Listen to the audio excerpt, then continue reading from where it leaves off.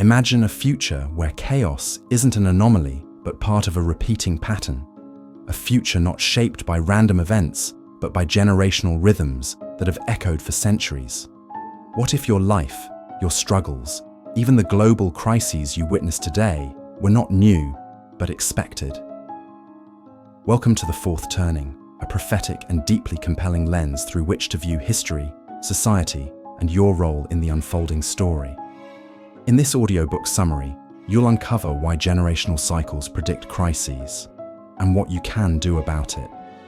You'll learn how each generation plays a specific role in shaping the future and how these cycles have accurately mapped wars, revolutions, and renaissances.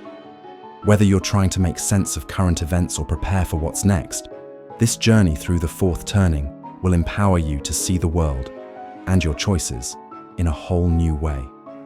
Part 1. The Rhythm of History. Strauss and Howe begin by revealing their foundational idea. History moves in cycles, not a straight line. Just like nature has seasons, society undergoes turnings.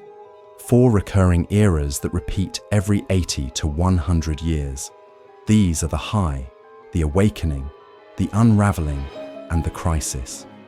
Each turning lasts about 20 to 25 years and is driven by generational archetypes that are born, come of age, lead, and fade. The authors dig into history and show how this cycle has repeated over the centuries. From the American Revolution to the Civil War, the Great Depression to World War II, and into the present day, they argue that we are currently deep into the fourth turning, the crisis era. This is when institutions crumble, national identity is challenged, and society transforms, for better or worse. It's not a matter of if, it's when. The rhythm of history isn't abstract, it's personal. Your generation plays a role. The boomers, Gen X, millennials, they're not just demographic labels, but characters in a recurring drama. Part 2. The Generational Archetypes. At the heart of the book are 4 generational archetypes: prophet, nomad, hero, and artist. These archetypes recur in order with each cycle. Prophets, born after a crisis, grow up during a time of idealism and come of age during a spiritual awakening. Think baby boomers. Nomads are born during the awakening, grow up in a time of individualism and rebellion, and come of age during the unraveling. This is Gen X. Heroes are born during the unraveling and grow up overprotected, becoming leaders during the crisis. Millennials fit this mold. Artists are born during the crisis and grow up in its aftermath, sensitive and adaptive. These are the youngest children today. Each archetype influences society in predictable ways. When a hero generation comes of age during a crisis, they often rebuild the nation, like the GY generation during World War II. Understanding where you fall in this cycle helps you understand your purpose. Part 3. The 4 turnings in detail. The first turning, the high, is a time of strong institutions and collective confidence. People feel unified and optimistic, like the post-World War II era. The second turning, the awakening, is when society questions the established order. Spiritual upheaval and rebellion rise. This happened in the 1960s and 70s. The third turning, the unraveling, sees institutions weakening and individualism surging. Cynicism and fragmentation define the culture. Welcome to the 1980s through the early 2000s. And then comes the fourth turning, the crisis. This is the winter of history, where old systems collapse and new orders are born through conflict. The 2008 financial crash, the rise of political polarization, pandemics, and global unrest, they're all signs we're deep into this phase. Strauss and Howe argue we're not approaching a turning point, we are in one. And like past crises, this one will demand a response, a rebirth, and ultimately, a redefinition of society. Part 4. Patterns from the past. To drive their point home, the authors walk us through prior fourth turnings and how they reshaped civilization.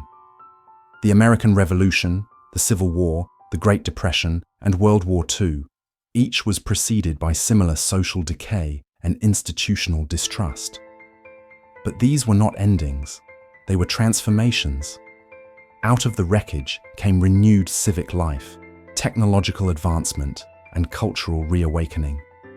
The pain of the fourth turning is not just destruction, it's creative destruction, and it always gives birth to a new high. They emphasize that while the timing of a fourth turning can't be exactly predicted, its arrival can be felt, and its power prepared for. The question is not whether the storm will come, but how we will face it when it does. Part 5. Facing the future. So what can you do with this knowledge? Understanding the turning helps you see that chaos is not random, it's a season. And just like a harsh winter, it requires preparation, resilience, and vision. Strauss and Howe challenge listeners to step up and play their role. If you're a millennial, you might be called to rebuild institutions. If you're Gen X, you may become the pragmatic problem solver. Boomers may need to offer wisdom without control. The youngest among us will be shaped by what we choose to do now. The authors don't offer false hope or easy answers. Instead, they offer clarity. History has rhythm, and your generation has purpose. By aligning with these patterns, you can help steer the crisis toward a rebirth rather than a collapse. Conclusion. The fourth turning isn't just a history lesson, it's a wake-up call. You are living through one of the most pivotal eras in modern history, but instead of fearing the chaos, you can embrace the opportunity it brings. This summary only scratches the surface of the book's insights. If it sparks something in you, curiosity, clarity, or even urgency, then it's time to go deeper. Read the full book. Share this summary with someone who needs to hear it. Start a conversation. Most importantly, ask yourself, what role will I play in this turning? History is being written, not someday, now. What will your part be?